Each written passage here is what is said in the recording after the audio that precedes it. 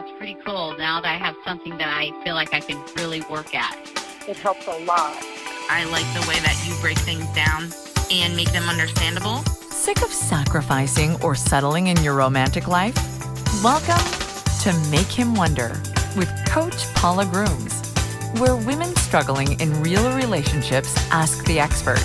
Unscripted, unfiltered, understandable coaching conversations to help passionate women succeed in love.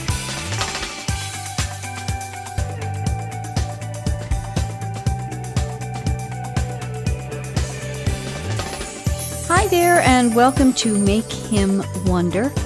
I'm your host, Coach Paula, a dating and relationship coach, licensed social worker, and author of the book, Why Won't He Commit? How a Man Decides to Make You the One. My guest today is 26-year-old Henley, who is dating 29-year-old Vincent. Henley and Vincent dated long distance for 5 months until Henley moved back to her home state where Vincent was living. Everything was near perfect between the two, who saw each other consistently 1 to 2 days a week and even discussed marriage. But when Vincent unexpectedly lost his job and his mother became ill, everything changed.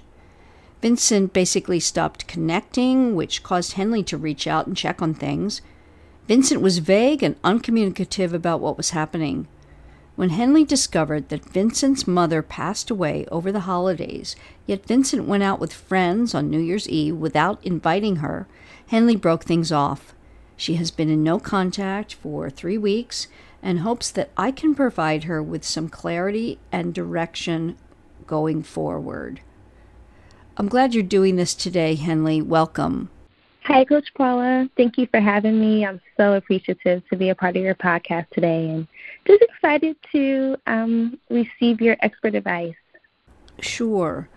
I guess since I have this introduction from my assistant and so forth, that maybe some things have gone on, but certainly there's been more time. Tell me about that.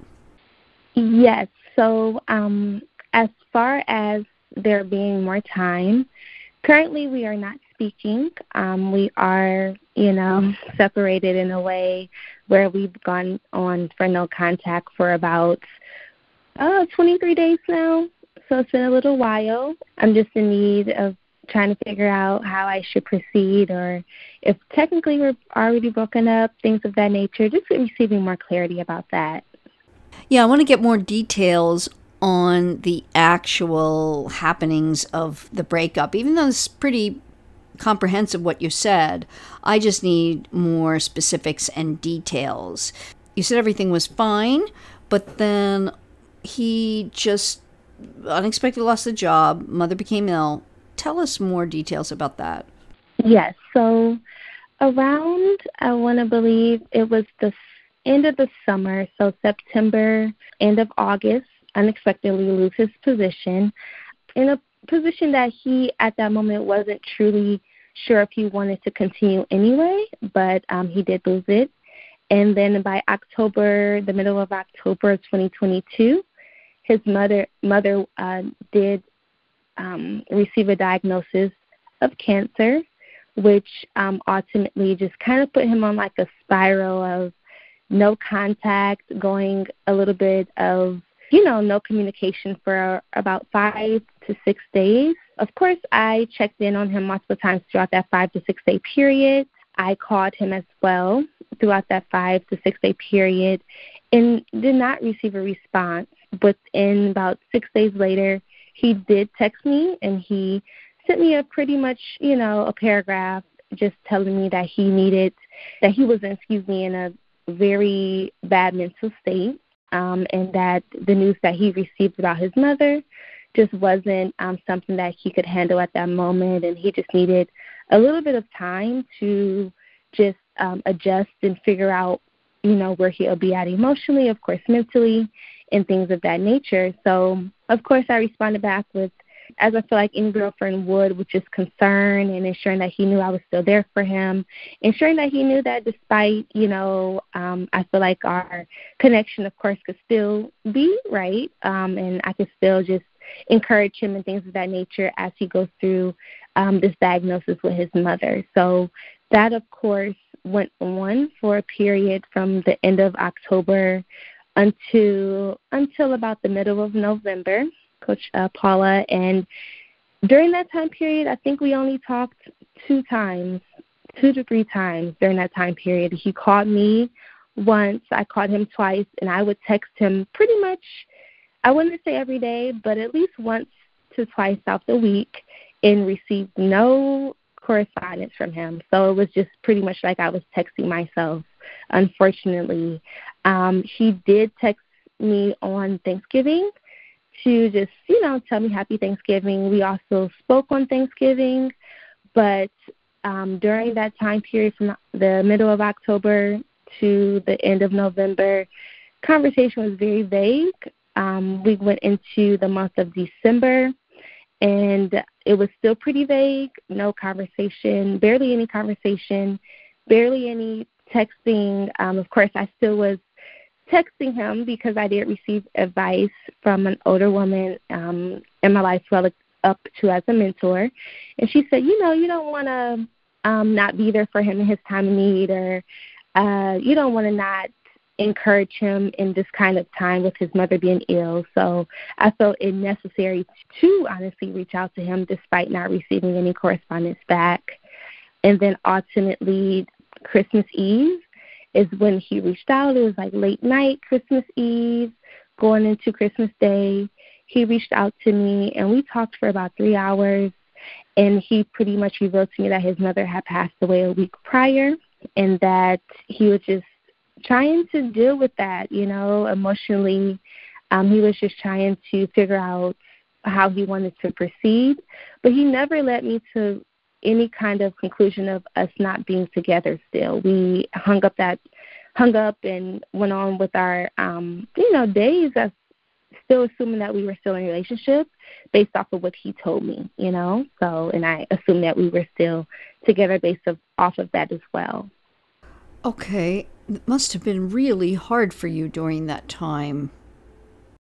Yes, it was. It was extremely hard because I went from, talking to him or seeing him at least 1 to 2 times out the week, from August of 2021. Well, we were long distance for a little while, but from, I guess you can say, January of 2022 all the way until the end of the year, October, right, of 2022. So to go abruptly with no conversation, no texting, no talking barely, not even seeing him, that was so very much emotional because it did trigger just some things that, I felt as if I healed in the past. And it just triggered a lot of different emotions, a little bit of a controlling emotion that I think us as women go through, the connection emotion, things of that nature that I just felt like I just wasn't in control of my relationship, but ultimately myself at that time. So it did trigger me in the ways that I thought, like I said, I healed, but ultimately just very emotional and very abrupt, just an abrupt situation. Yes, he really handled this poorly, for sure. I can only say that this can happen for men, especially at his age, given the double whammy, okay, losing the job, but his mom becoming gravely ill. She must have been fairly young, I assume, and this was unexpected. Yes, that's correct. She was young. She wasn't that much, not an older woman. I want to believe she was about late 50s, middle 50s. So she definitely wasn't older at all, Unfortunately, they didn't have the best relationship, and she actually did not live in the same state as us either. She lived in another state. As I mentioned, they didn't have the best relationship, so they didn't talk every day, and they didn't communicate all the time. And they were in a state of rockiness here and there, especially with his issues of kind of abandonment and things of that nature from his mother at an early age due to the divorce of his parents and his father having full custody. So just things of that nature, and her relocating and him just kind of visiting her every so often throughout his childhood, correct? But the relationship was rocky, and I think that's another aspect of why he's so emotional and, well, what I believe, him to be just in that emotional state and down and out state is truly because I don't think he received too much of closure with his mother, and he went through stints of ignoring her. And honestly, we had conversations about it throughout our time of being together. So when she so happened to pass away so unexpectedly, I'm not sure, and I kind of thought and assumed that it just triggered an emotional, like, maybe she was right, and maybe I should have reached out more. Maybe I should have been there for her more. Maybe I should not have ignored her to the extent that sometimes he would ignore his mother. So it's a lot. It's a little more deep than just mother-son relationship, especially with it being a little more patchy than most mother-son relationships are. Exactly. You've got it. He was unable to handle what was happening emotionally, and unfortunately, you were the recipient of that. Mm. Yeah. But I have to say that this can happen with men simply because they are not the communicators of our species. And men relate via action. Many times it's hard for a man to even put words together when a situation is very emotional. They are the opposite of us. So whereby we get emotional about things and want to, and again, this is in gross generalizations, but want to reach out to people, discuss it, communicate about it, figure it out, work it out, cooperate, connect, make the other person feel okay about what we're doing. Men are the opposite of that. It can feel completely dismissive, downright rude, wrong. I can imagine, Henley, that you've gone through so many ups and downs with this throughout the weeks of him doing what he's done. Yes, I have. I've definitely been very emotional and just in a state of uncertainty, especially because we were in that state of planning our future and just becoming more stable, especially him, to get into the role of, a husband and wife type of dynamic. And, it's like he's, as you know, and as you teach, men know, men, they definitely know if they want to move forward in that kind of role as a husband. And with him being open about it, and it's not being rushed either. Like, we went through 9, maybe even 10 months before he even truly brought up marriage, but the fact that he was actively preparing himself to get into that state of a husband and just being more stable, and just he was getting things together. So for everything to be in such an abrupt nature, I have been very emotional. I have been very in the feeling of not having any kind of control of our relationship. And for me to know how he usually is about me, especially when it comes down to being a protector and always showing up for me in every way, never letting me down, and just being there, it does bring a heightened emotion for me. And I'm unsure if I'm being selfish, I know he's going through something right now, but I am angered by the way he decided to abruptly just be like, I don't care.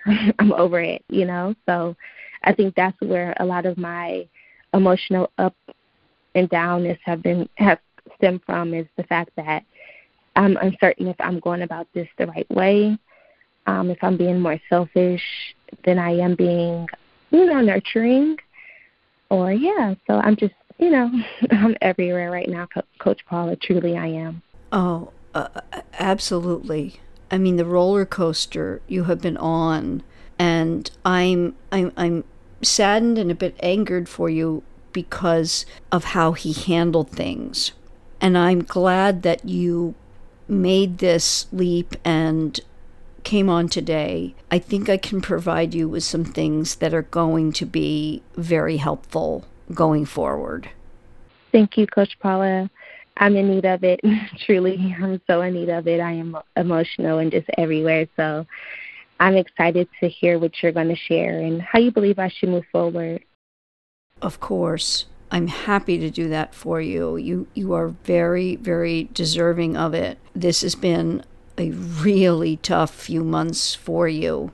You put it very succinctly and beautifully. The uncertainty, the unknowing, the no control, all of it, it just messes with your mind and heart together, and it is an up and down one moment to the next. And if I can do anything, what I'm hoping here is that what I'm going to say will give you at least a bit of an even keel about it. So I want to do that, and I want to get every question of yours answered, and we will do that in a moment. Have you been holding off going online or going back to online dating? Well, I hate to be the one to tell you, but online is the place men go to find dates. And I want you to be prepared to succeed in finding love. No more excuses. And now you don't have to make excuses, because my one love approach to online dating is a game changer. This affordable go-at-your-pace self-help course gives you what to text and say when he sends a lame hi. It explains how to guide a guy to call to introduce himself, which if you're not doing, you're setting yourself up for failure. I bet you didn't know that. And in the course, you'll find out why it's so important. One Love outlines the 2 things never to include in your photos, and exactly where to go and where not to agree to go on a first meeting. Did you know that going for coffee is a no-no? And dinner is even worse? Surprised? If so, then you've got to get this course so you can set the right tone for a man to be most interested in you should you be interested in him. Then you're in the driver's seat should you want things to go the distance. Because it's only when you set things on the right track from the start that you will have a real shot at long-lasting love from meeting online. The best part? As part of this incredibly affordable course, you get a full coaching intensive experience with me to ask me anything and everything you have questions about, maybe about a special guy you've met. So don't delay one more day. Go to CoachPaulagrooms.com/programs and click on my One Love Self-Help course. That's the online to never-ending love self-help course where you'll get everything you need to know to do online right this time around. That's CoachPaulagrooms.com/programs, and we'll be talking soon. So we're back with 26-year-old Henley, who outlined for us what she has gone through with 29-year-old Vincent. I was thinking about you during the break, Henley, and how you sound very together about it.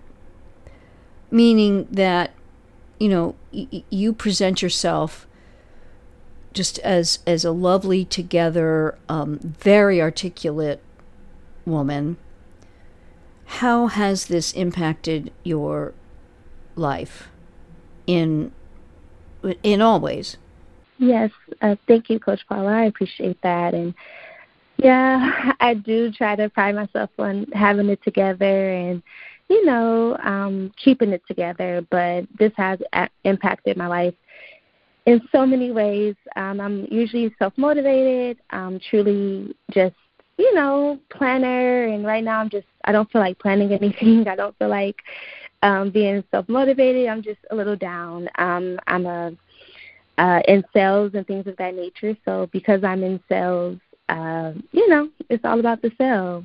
And right now, and I'm also a high producer in sales. So the fact that this has impacted me and just been so abrupt, I just haven't been as motivated as typically was.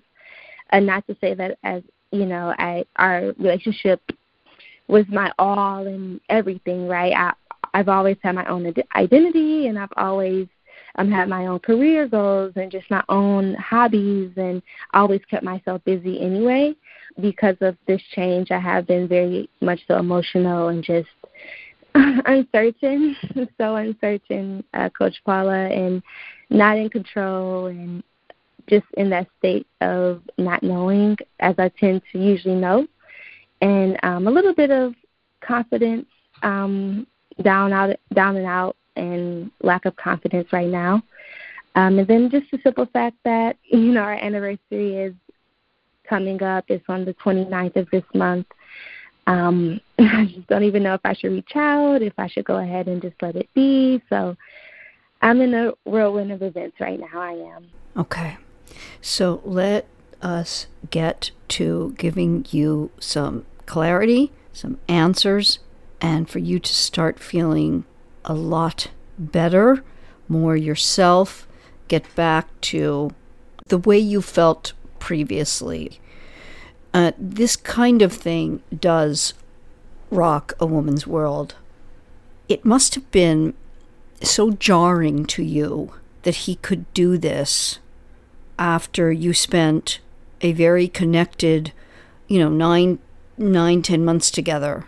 Yes, definitely jarring, definitely shocking. We've known each other for 18 months now. He made it official January of 2022, the end of January of 2022. And and so it's been so jarring and so different, especially with him being consistent and always ensuring that he checked in on me. And, I laugh because sometimes I feel like I took him for granted just a little bit, as him being just so emotionally there for me, and, him being that guy for me to honestly, the which you talk about with the 80-20 and things of that nature. He was that, I didn't have to reach out too much.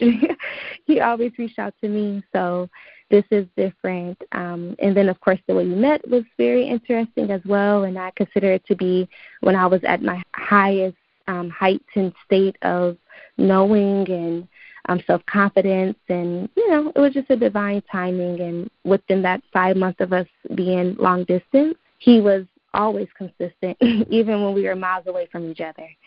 So this has been it has been very abrupt and jarring, and it's just rocked my world a little bit. So, yeah. Okay. So let's get you back to that state.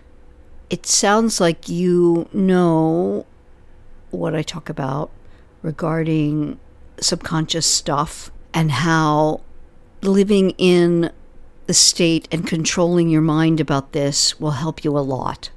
Yes, that's correct. I do feel, I definitely feel like I'm in need of that. It's so interesting because you popped up right on my TL, Coach Paula, when I needed that refresher.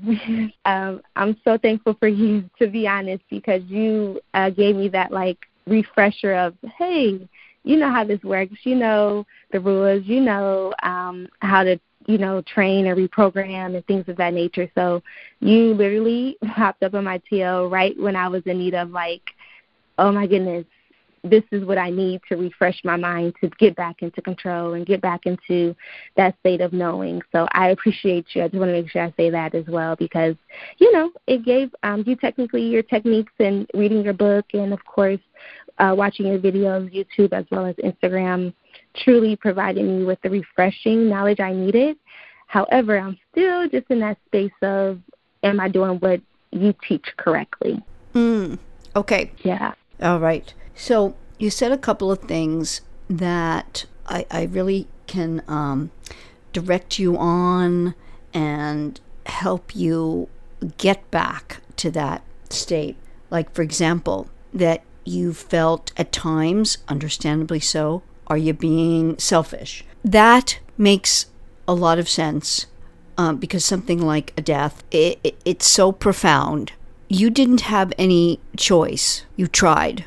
And we can only try a few times. Unfortunately, because men do not communicate in the way that would be best, for sure, through talking, through telling you. I want you to think about this. If he had just said to you, I can't handle a relationship now. It's not that I don't care, that I don't think we have a possibility long term, but I just can't do it now. I don't have the emotional bandwidth.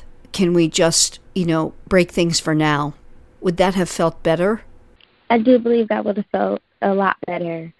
Truly, I know he mentioned his emotional bandwidth to me, but it was never in a state of, hey, this is over, I do believe that it would have gave me a lot more understanding, a lot more clarity if he just said, hey, I just can't handle it exactly how you said that. I just don't want this.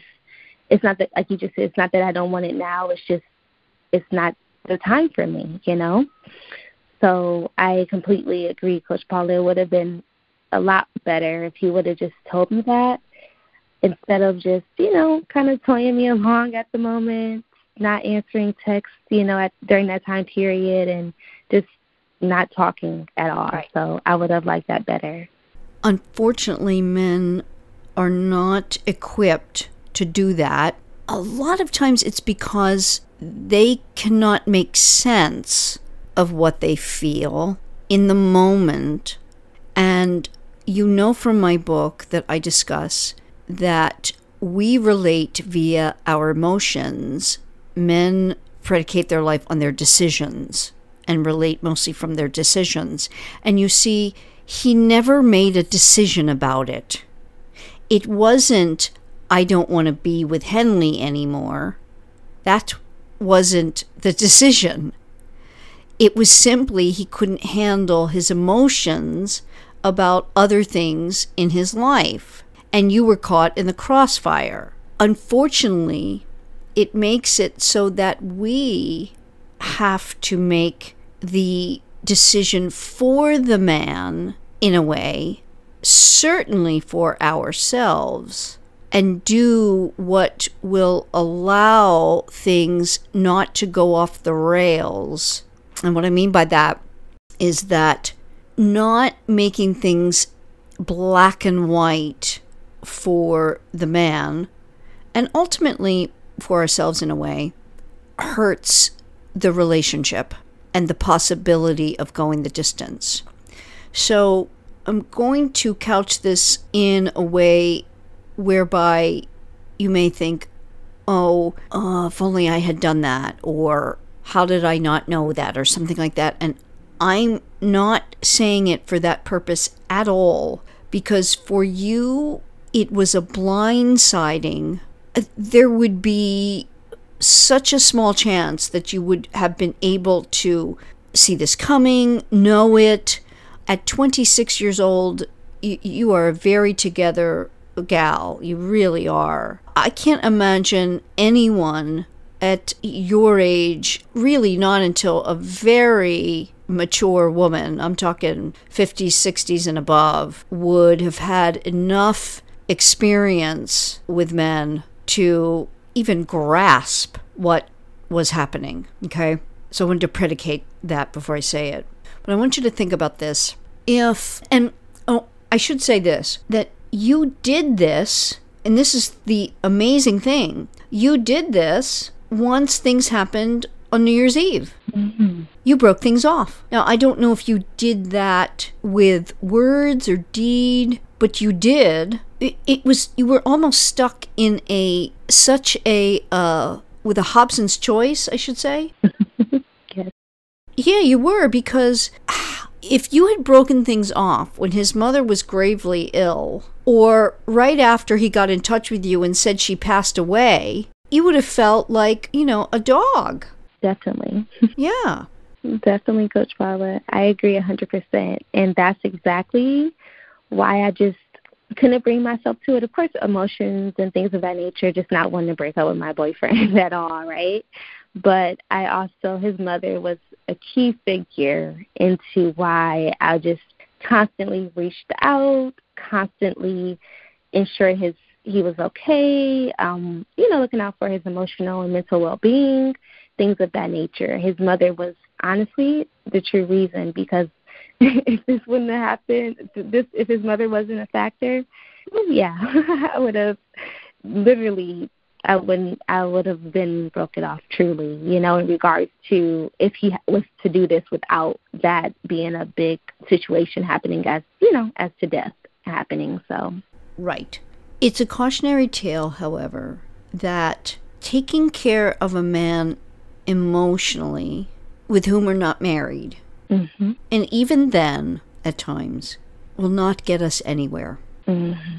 In other words, we need to, in some ways, expect more, and that may fly in the face of, Paula, you say, not to have the expectations we have about men. What I mean is that when they show us, they do not have the capability of verbalizing what's going on and doing what is right. We have to do one of two things. First and foremost, leave them alone. I mean, completely alone, so that we show, I'm not condoning what you're doing. And again, Henley, because of this grave situation, that would fly in the face of who you are. You are a caring, lovely woman. So you wanted to show him, I'm there and I understand what's going on, and I'm not leaving you and kicking you when you are down. I totally get that. You were really in a hugely difficult situation there. However, once you do it a few times and a man shows you, I'm not going to communicate with you, I'm not even going to deign to be nice enough to reach out to you to tell you that my mother passed or anything of the sort, and in some ways ghost you, we have to show it's unacceptable to one degree or another.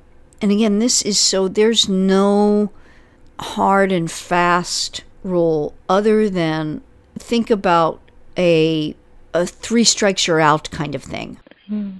That can be helpful. Definitely helpful, Doctor. Coach Paula. Definitely helpful. I agree, and I'm thankful because I feel like exactly what you said. I felt, exactly when you mentioned just wanting to be that nurturer, wanting to show him that I was there for him. During that stint of him, going through what he was going through with his mother, but I do feel like it turned into a little bit more of a disrespect thing, especially what you mentioned, him not reaching out to me and him waiting a week, almost a week and a half to reach out about his mother actually passing away, knowing I was in a state of worry, and then to proceed in what I thought originally he was just kind of sad, down and out, in hermit mode, to go to a party with his friends on New Year's Eve and a couple of his family members on New Year's Eve, and to just not even think about reaching out to invite me and things of that nature, to ultimately, us talking on New Year's Day for him to tell me this, correct, and then just allude that he just didn't want me there, So what did that tell you then? That's all I needed. Coach Paula, that was all I needed when he pretty much told me, I didn't invite you because it just wasn't that type of party. I didn't even need clarity about what that meant. That pretty much told me that he just didn't want me around, and as women, we have to accept that, and, utilizing coaches like you and reading and just doing healing can teach us that once a man rejects you once and says he just, he says what he needs to say, that's all we need to continue to move forward. And with that being said, I did do just that. I have not talked to him since Great. the day he told me that. Good. Yep. What I'm going to guess, however, is that this has taken a chunk of confidence from you, and I want to talk about that part of it. First, by stating that, or by asking you, does this change the way you see him? Unfortunately, it does. It does, Coach Paula. It does change the way I see him. I wanted it not to, because I just excuse if he's emotional, he's going through a bad time and things of that nature. But me also knowing that he's still, semi-living life and enjoying life and out with family and friends, it shows a stint of disrespect, if you ask me. It also changes the way I view him to be kind-hearted and just, there for me in times of need, or, things of that nature. Him being manly and a protector and semi-provider and things of that nature, it has changed a lot on how I view him emotionally. Mm-hmm. It should. It absolutely should. Mm. I want it to for you. Mm. It's very important that it does. So I want to ask you, because you have an understanding of how the subconscious plays into your state of being, how it differs from your intellectualization of things. Your youngest life, 0 to 7, what messages did you get that you think now kind of play into experiencing the treatment you have from him? Interesting. That's a good question. Not to make you start crying, Coach Paula. But my parents, they actually have been married for about 32 years. And my dad, definitely provider, definitely a protector, definitely the man of the household, definitely ensured that we had everything we could possibly ever want. My brother and I have a twin brother. So, yeah, just being there for us in that way. But when it came down to the emotional perspective, especially when I was younger, right, he wasn't always there. He was always, here, right, physically here, but not there in regards to just nurturing. My mother was the nurturer, and my dad was just a provider more so than anything. So around that time period, that emotional disconnect was there. Maybe not speaking all the time, just speaking, of course, him asking me how my day was, a very vague conversation between the times of me being younger. Can't say I remember it distinctively, of course, but, just being there, not having that emotional support from my father, but, of course, having it from my mother, knowing that she was our nurturer, and my dad was just the one who provided and always made sure he gave us gifts and money and all those things, right? So we never had to worry about that, which is a beautiful thing too. But when it came down to that emotional capacity, I don't remember that during that time period. Granted, we're nowhere near that anymore. We're like best of friends, and he's always asking me how I'm doing, and he's a very emotional now. But when I was younger, no, he just wasn't that. He wasn't that guy. He wasn't that dad or father to be, there as a nurturer. So, okay, so you're connecting something that is very, very important. This is great, because just what you said at the end there of, I know now we're best of friends.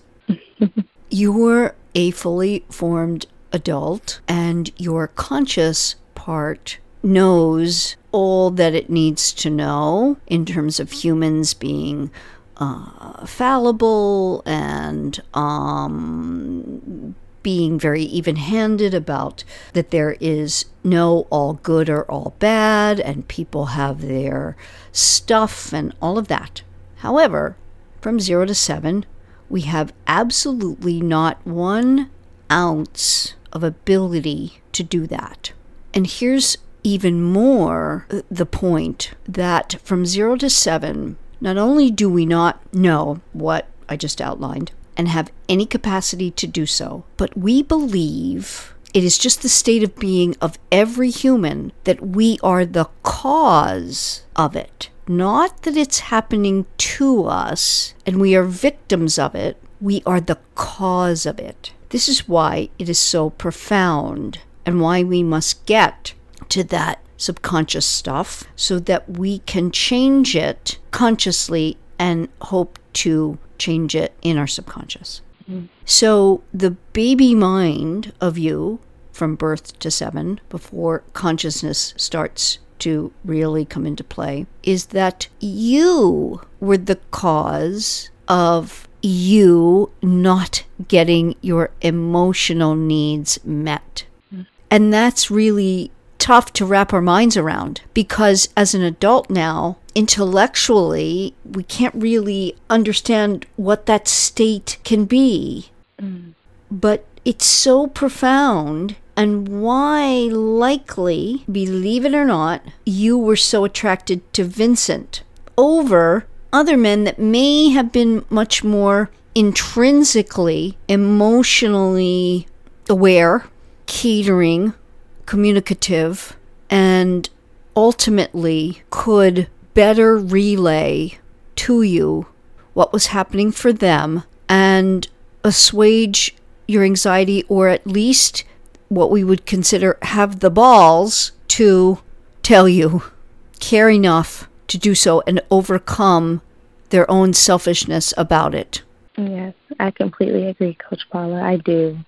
I needed that, but I agree, because I have, what you're saying, 100%, I have overlooked the ones who were a little more emotionally there and could honestly emotionally articulate how they felt in every way, you know. Mm-hmm. I have overlooked a lot of those kind of guys, well put together, of course, but I don't know. You know how you just like the ones you like that are just, he's not too emotional, he's not doing too much for me in regards to like all the way emotionally there, but he's there in the ways that at that time, of course, I thought I needed, right? Until this happened. Now I need him to show up a different kind of way, and he's not doing that at all. So I can 100% agree with you on that. And it is hopefully going to prompt you to do the work now at your age so that this changes for you. Because if not, due to your earliest programming, you will continue to only be attracted to this type of guy who can do this. Mm-hmm. You see? Yes, I definitely see. Now, again, I'm not making a generalized statement that Vincent is bad. And you can understand this vis-a-vis your own dad.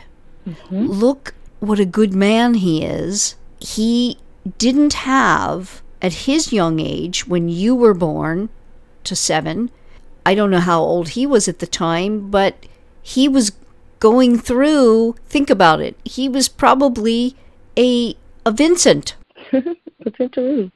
Right? Now that I think about it, yeah. He was about 35-ish. I think my parents were. They were a little older when they had us. So about 35, yeah, he was. And still trying to grow into, I would assume, being more emotionally aware.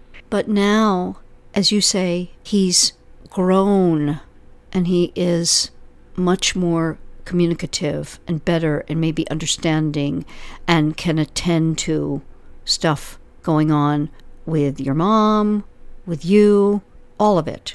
And we hope that Vincent will follow that path. For sure. But right now, he's not.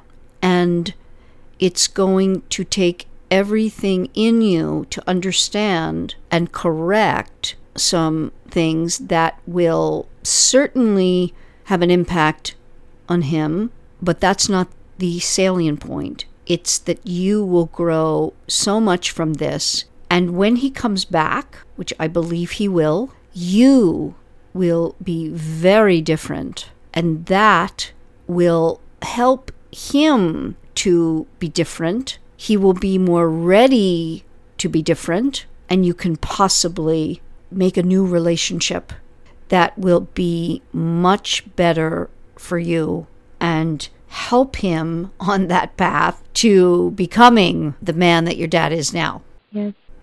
Definitely, Coach Paula, definitely. Oh, yeah. I feel like, I truly feel like he can, he has that, right? I know we talk about not committed to potential. So I feel like he does have that potential, though, to become, a lot more emotionally aware and being able to communicate how he feels, right? Instead of just shutting down and kind of resorting back to what he, I think, experienced in his childhood, too. So there you go. It's funny how we live, right? We're all just kind of surfacing our childhood experiences as adults, right? So, yeah, okay. I think that he can be better for sure. So what we have to do now is focus totally on you. And then what you do and don't do with him. You had asked me, our anniversary's coming up. Should I reach out? You need to understand you don't have an anniversary. It is over. It is done. And he must feel that. He must feel that in a much bigger way than he has felt it. Because the energy now is that he believes that the moment he texts, the moment he comes back, you will be there. That's what he believes now, okay? Yes. Because you have shown it. Now, you have to take it to the next level, and you have to show him, no, I'm not going to just be there. Now, that will be difficult for you, because that's going to go against your programming, okay, and who you are. So it's two ways that it goes against what you will feel like doing, okay?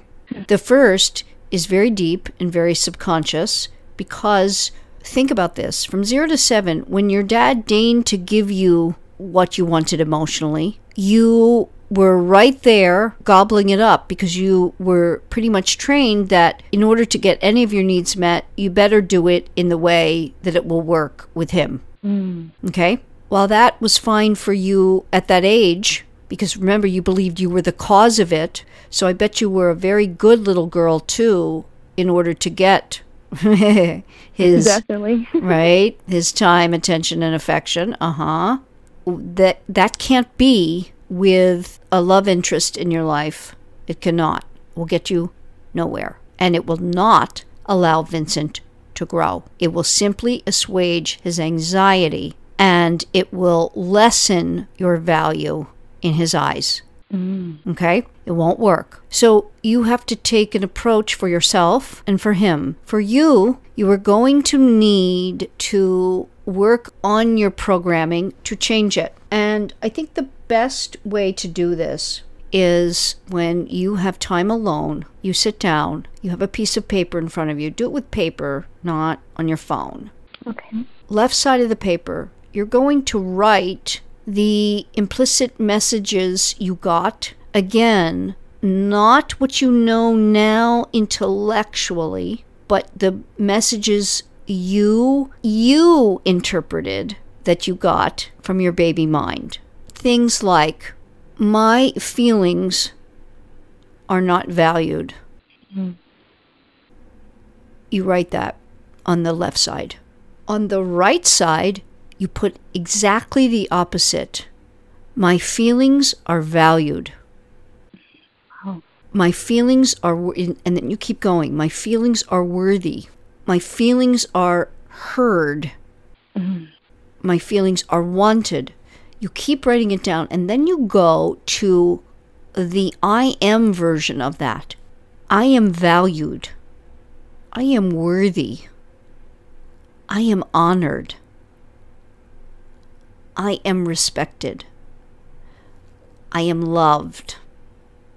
You keep writing on the left side and doing this kind of exercise. The right side of the paper is going to be your affirmations. And you're going to have to put these affirmations in your mind when you're thinking about him in any way, shape, or form.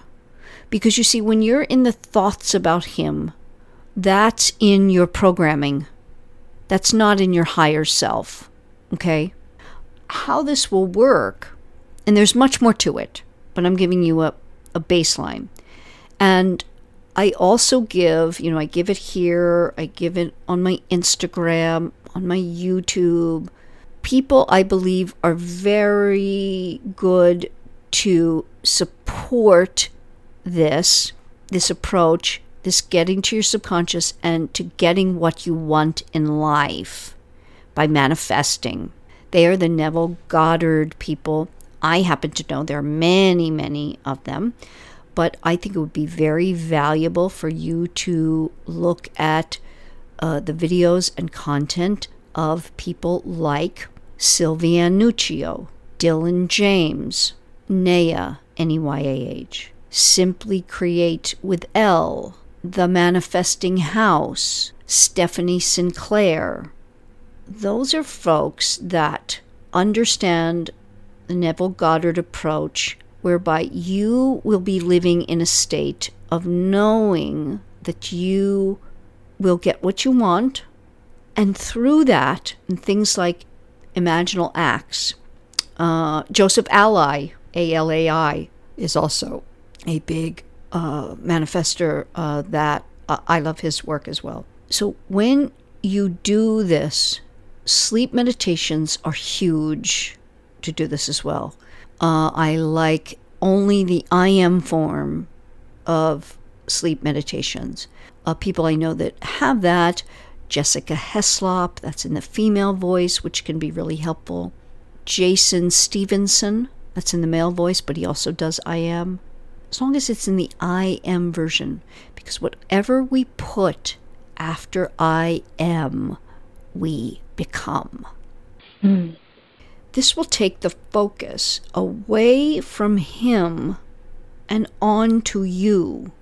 This energy will help you enormously, and it's all about your own growth, which will help you get through this very difficult time.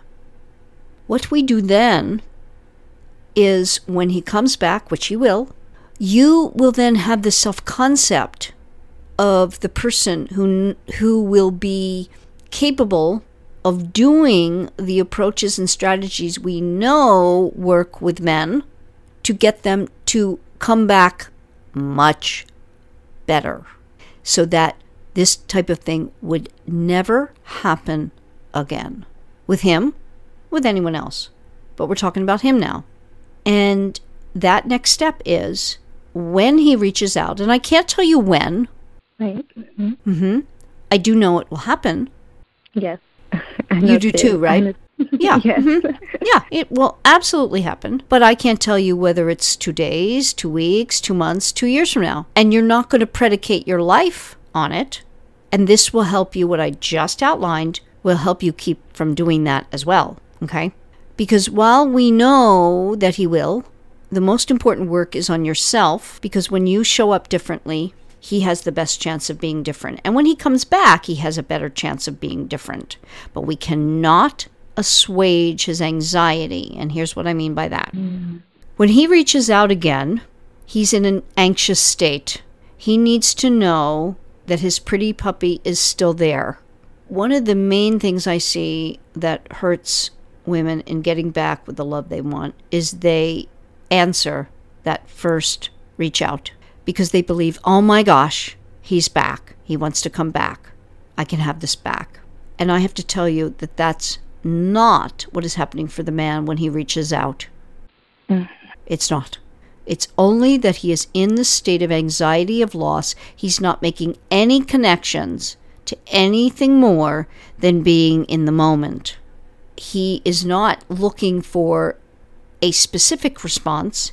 He's looking for any response, because any response will assuage his anxiety in the moment that you are angry, upset, gone girl.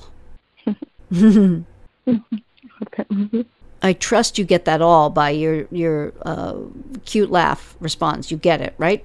Definitely. I do get it, Coach Paula. I do. Yes. You were definitely that refresher I needed prior to going through this. So it's funny because I kind of assumed you would say that. I kind of assumed it just based off of your book and your knowledge and, your expert advice and expertise in general. And then just going through things of this nature in regards to learning and just trying to understand men a little bit more throughout the time period of, 4 years or so. So I completely get it, and I needed to hear it, and I'm so thankful you told me, like, hey, no, don't do it, because I was toying in between if I should or not. Mm-hmm. My highest self was like, no, you're not going to reach out to him on what you think is your 1-year anniversary. But my lowest self was like, but you miss him, and you just kind of want to check in. You want to make sure he knows, like, hey, not even this is what I'm doing, but this is, like, not going to happen. I was going to set boundaries in that message. But I do believe that since I've gone so long with no contact, I think it's best to continue on with that, as you stated. And I will do that. But ultimately, like you said as well, working on myself again. Yes, you're on the right track. Any reaching out to him, and I see this all the time, women do it, to state our position, to reprimand him for whatever, it is not at all veiled. It is completely the man knows, she's into me. Doesn't work. So you must be making him wonder by absolutely nothing. And then when he first reaches out, you don't answer. And when I'm working with women in my Lure Him Back, Lure Him In programs, this is the hardest part of it. The hardest part of it. Because he will reach out again and again, trying to push you off your stance. This is how men relate via action. They can be very, very lame attempts. Hi, how are you? Maybe it is thinking of you today on our anniversary. I doubt it, but it could. Sorry I haven't been in touch. What's up? I mean, lame stuff. And you must continue not answering. It is via that action that gets the man into a deeper state of thinking and feeling that actually affects not only change in him and growth, but interest in you for more. This is so huge, and it's the hardest thing for a woman to do. But you do not answer until you see that change. And that is in the form of, and again, you don't answer calls. Calls are no different than the text. That's just more anxious, okay? Nothing. Every woman I've ever worked with on this approach is flabbergasted at how it works. And eventually he comes back with the apology and what he's going to do to make amends. It is 101. But if you assuage that anxiety prior to that, you will get nothing. Wow. Yeah. Wow. Thank you, Coach Paula. I needed this. I truly needed that. And I won't. Now, even though I was, before, of course, we talked, that was my main question. Like, should I reach out? So I will not reach out on what I, thought was our anniversary. And, I won't. I'm going to keep going strong. And as I know, I have, like, such an inner knowing that he will come back, but I won't even reach out when he does. I just can't take it. As you mentioned before, just being tired. I was already kind of tired of just reaching out anyway with no kind of response, just for, to check in and ensure I was there for him for the time being, with his mother being ill and eventually passing away. But I'm over it. I'm personally over it. I'm personally over it playing nice and, being very nurturing to someone who just isn't showing or reciprocating that energy to me. So okay, you have to not look back. Okay. you have to set about the work on you. Every time you start thinking of him, you need to go to you. Okay. Working on you. Doing what I just talked about. Watching the videos. Working on your subconscious mind and what you're doing in your life outside of your love life. And eventually get back out there and date again. And he will be back. We know. This is the two-pronged approach I utilize with women in my Lure Him Back program, because without these elements, we stay where we are, and that's not a good state to be in two ways. Certainly for ourselves, and it can really bring us down. And secondly, it's not the right energy whereby he has the chance to come back. Energetically, it just doesn't work. It's that old idea of the thief has to leave the store in order for things to start happening, meaning, we arrest him. He can't just stay in the store holding the items.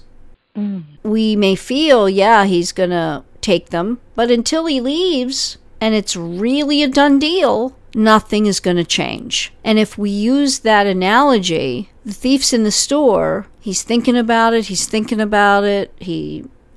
pulls the trigger and he leaves. There's going to be two ways that things work out for that guy. He's arrested, and it's life-changing for him. Wakes him up. Got to do something different. Has to go through all the process of the courts and the issues and all the nonsense, and that's going to either be life-changing. I'm never going to do something like that again. I'm going to make something in my life. I'm going to do something. Maybe if he has to go to jail because there are other things that he's done, he's going to take advantage of the education there, what have you. When he gets out, he's doing something great with his life. There are others that will avoid the arrest at all costs. It could be worse, and it goes down the rabbit hole. You see? Yes. So, right, we don't know, but what we do know is you are going to keep growing and growing and growing, and you will be showing this change, which that's being what I talk about here, a worthy opponent. Because LeBron James only wants to play at his level. That's interesting, fun, and enticing and inspiring to him when he's playing with the Steph Curry. Not when he can go, walk onto any court and any man will be absolutely thrilled to play with him, but it doesn't inspire LeBron. When he shows off and does all his moves and wins, it's like, okay, yeah, of course I did. Of course I did. It's no big deal. Of course I did. And it's the same when we talk about a man in this situation. Of course she answered. I got it going on. Yeah. She'll answer.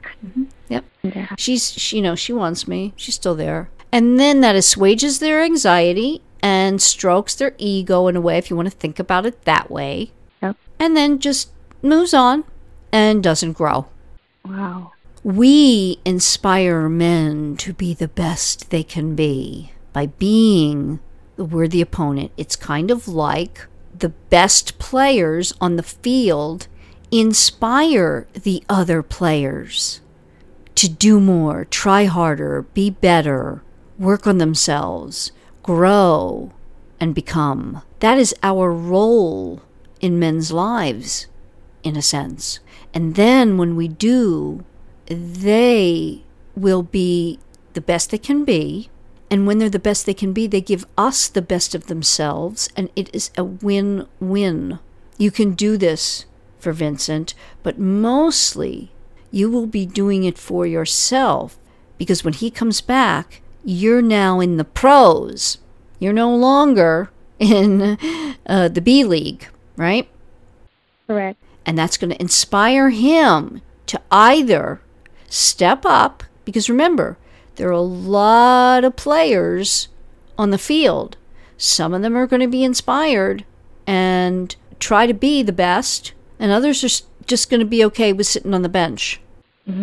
So we don't know, but we want to give it a try so that he can become that man like your dad has, who has emotional capabilities and capacities and is more connected. Definitely. You have the foundation here to be able to do this, but you must do it yourself, and you must be conscious of it, and you must continually do the work. This is everyday stuff. We can't just go about our lives, think our thoughts randomly, and be entertained with stuff in the outside world. We have to focus on this, and this will help you in so many areas of your life, not just in your love life, but in business as well.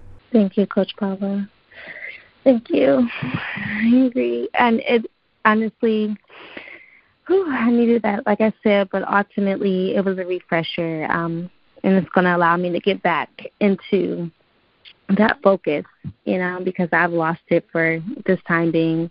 I haven't focused on, doing the work and doing the inner work that, like you said, you have to do every day. It isn't something that you can kind of slack off of. So thank you. Well, it's understandable that you slacked during that time. You're welcome, because it must have been, like I said, so shocking and so startling. But this is meant to happen for you and for him. You can look at it too, okay? And this is going to be huge in your life. It's a positive, and what I mean by that is that we don't grow that much from our successes. They're wonderful, and it's great to have them, but we grow most from the difficult, challenging things that happen to us that are impactful, and this was one of them. Yes, I agree. Do you have any other question for me before we go? Not at all, Coach Paula. I feel like you answered every question, every question I needed. Of course, I guess I asked one little simple question. It's funny, I feel like men already know when you're like on a break with your significant other, even if you don't even share, Like I don't share. I'm very private, so I don't share a lot. But I've already gotten asked to go out on dates and things of that nature. And I feel like they don't even know I have, like a lot of people don't even know I'm in a true relationship. I don't post things like that on social media at all. But I've gotten asked to go on multiple dates, and I have not taken any of the suitors up upon it, mainly because I feel like I do need to heal and grow. How soon do you think I should potentially get back out there, or is there a date or a time limit or time period that, you suggest to women who just went through a breakup or something of this nature?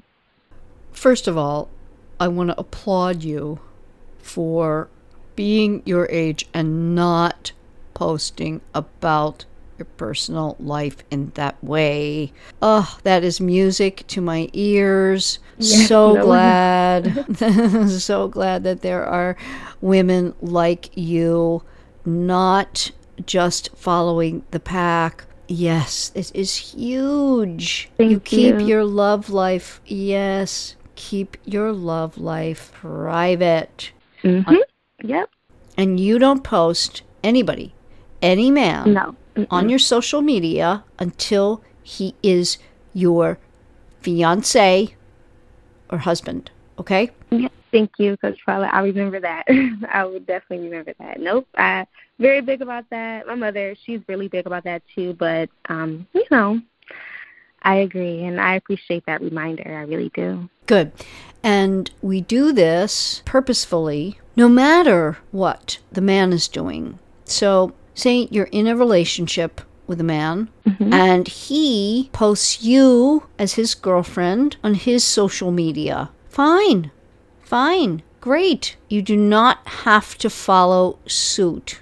And here's another worthy opponent tip. If he says, well, I posted you, how come you're not posting me? You just say, I love that you post us on your social media, and I'm proud to be your girlfriend. I just make it, for me, a rule. I've made this for myself, and I decided long ago that until a man is my fiancé, going to be my husband, I do not post on social media. That's it. That's That's an absolute, I'm in the pros, I'm disciplined, I know how to train, I know what's right, I'm in the position I'm in because I do, and that's it. But I love that you do. I'm so proud to be your girlfriend. You just know that. I always wonder how to respond to that.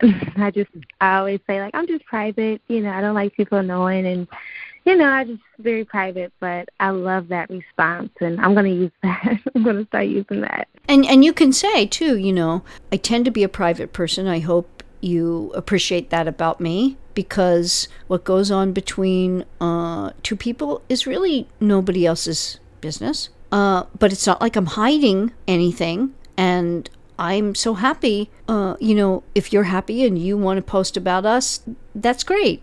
And I love that you do. That means a lot to me. But just know that as a woman, it's different. I am private. And until I know that someone is going to be the one, be my husband, father of my children, I like to keep my life private.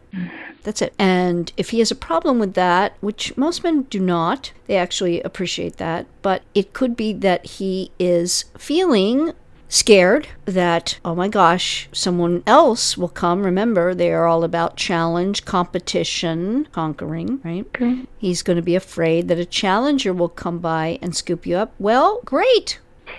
Great. Good. Stay scared. Stay wondering. Okay? That's it. I appreciate you answering that. You gave me all I needed, and I'm feeling better already. We're all the way back to just me being in a space of certainty and knowing, as I usually would feel. So wonderful. I appreciate it, Coach Paula. I really do. You're welcome. I'm so glad you did this today. I think it was a great discussion, and I hope will be helpful to many women going through similar situations. So thank you. I give Henley so much credit for coming on today, but mostly for being the Wonder Woman she is at her age. Oh my goodness. I love hearing how she handled and handles her social media. She gets so much at her young age, and it's really going to bode well for her. This experience with Vincent is profound for her if she takes it as the transformative experience I think it is. I have no doubt she's going to do really, really well. I trust you got a lot of good information from this episode. I outlined all the manifestors I think are super helpful on your journey. The Neville Goddard approach can be transformative for anyone. You can change your subconscious programming. It's the number one thing to focus on, regardless of your dating or relationship status. It's going to help you enormously in the personal area of your life, and certainly in your love life. And as always, if you want additional help, because this is hard to do alone, the steps I outlined and the strategy and approach of ignoring a man's comeback, and that's a misnomer, because when he first reaches out, doesn't mean he's coming back. And I can't tell you the countless women whom I've worked with who have said to me, I made that mistake. I answered this first text and it went nowhere. That's right. Because the man is just assuaging his anxiety that you're out of the picture for good. He is just getting confirmation that when he is ready, you will answer. So if you are in a situation of no contact and he reaches out and you answer right away, you don't do yourself any favor at all if you want him back. Even if you don't, you're going to help him to grow by not answering. And if you don't, it's super easy. You just don't answer. Or if you want to put a period on it and not have any further contact, you can be nice and say, I wish you well, but I'm not interested in being in contact. And that will be that. Of course, Henley and many of you listening are not in that situation and you would like the man back. If you need help with that, be in contact with me. You can come on the podcast and have a conversation like this about your unique situation, or you can do a private consult. You can explore how I work with you to get you what you want. That's what it's all about. And we do that in two ways.